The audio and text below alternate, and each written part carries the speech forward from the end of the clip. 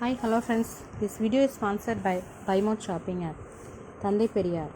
பெரியார் என்று பரவலாக அறியப்படும் ஈவே ராமசாமி என்பவரின் இயற்பெயர் ஈரோடு வெங்கட்டர் ராமசாமி என்பதாகும். இவர் செப்டம்பர் மாதம் 17ஆம் தேதி 1879 தமிழ்நாட்டில் உள்ள ஈரோட்டில் பிறந்தார்.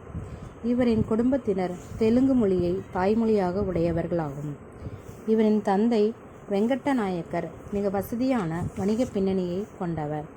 இவரின் தாயார் முத்தம்மாள் எனும் இயற்பெயர் கொண்ட சின்னத்தாயம்மாள் ஆவர். இவரின் உடன்பிறந்தோர் கிருஷ்ணசாமி, கண்ணம்மா மற்றும் பொன்னுத்தாயி ஆகியோராகும். பள்ளியில் 5ஆம் வகுப்பு வரை மட்டுமே கல்வி பயின்றார். அதன்பின் கல்வியில் நாட்டமில்லாத காரணத்தால் தந்தையின் வணிகத் தொழிலை 12ஆம் வயது முதல் மேற்கொண்டார். தன் தந்தையின் விருந்தோம்பலில் திளைத்திருந்த வைணவ பண்டிதர் ஒருவரின் அறிவுரைகளை கேட்கும்படி தன் தந்தையால் ராமசாமி பணிக்கப்பட்டிருந்தார். புராண கதைகளில் எழுந்த சந்தேகங்களை அவ்விளம் வயதிலேயே வினவினார். அன்று எழுந்த கருத்து வேற்றுமைகளே பின்னாளில் இந்து ஆரிய எதிர்ப்பு கோட்பாடுகளை மேற்கொள்ள வழிகோலியது. சமயம் என்பது அப்பாவி மக்கள் மீது பொருத்தப்பட்ட போர்வையாக உள்ளது. அதை களைய வேண்டியது தனது தலையாய கடமை என்பதையும், மூட நம்பிக்கையில் இருந்தும் சமய குருமார்களிடம் இருந்தும் மக்களை காப்பாற்ற வேண்டியது தன்னுடைய கடமை என்ற எண்ணத்தையும் வளர்த்து கொண்டார். ராமசாமியின் 19ஆம் வயதில் அவரை சிறு வயதில் நேசித்த 13 வயது நாகம்மையரை மணந்து கொண்டார். நாகம்மை தன் கணவரின் புரட்சிகரமான செயல்களுக்கு தன்னை முழுவதுமாக ஆட்படுத்தி கொண்டார்.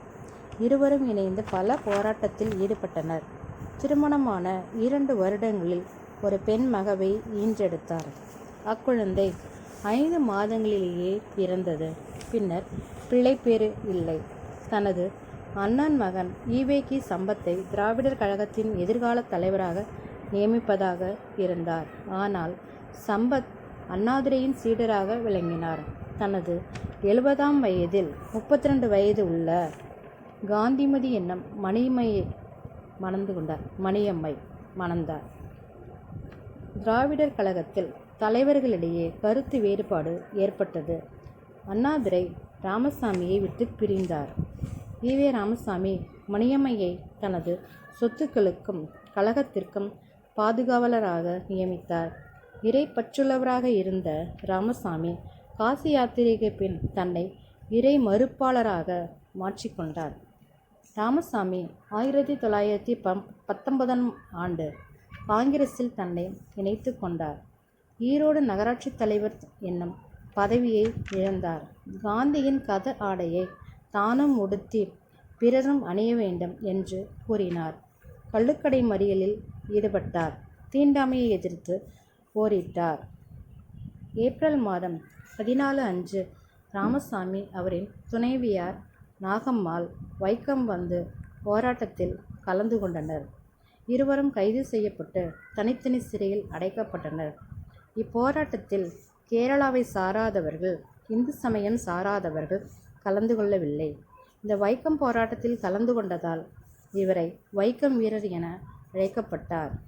தந்தை பெரியாரின் கடைசி கூட்டம் டிசம்பர் மாதம் 19ஆம் தேதி 1973 சென்னை டி நகரில் நடைபெற்ற கூட்டமாகும். குடலிறக்க நோயினால் அவதியுற்ற அவர் வேலூர் சிஎம்சி மருத்துவமனையில் அனுமதிக்கப்பட்டார்.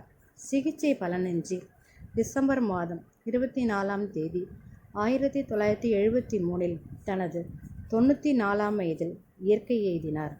தமிழ்நாடு அரசு இவரின் நினைவை போற்றும் வகையில் ஈரோட்டில் இவர் வாழ்ந்த இல்லத்தை பெரியார் அண்ணா நினைவில்லமாக மாற்றியுள்ளது. Thank you friends.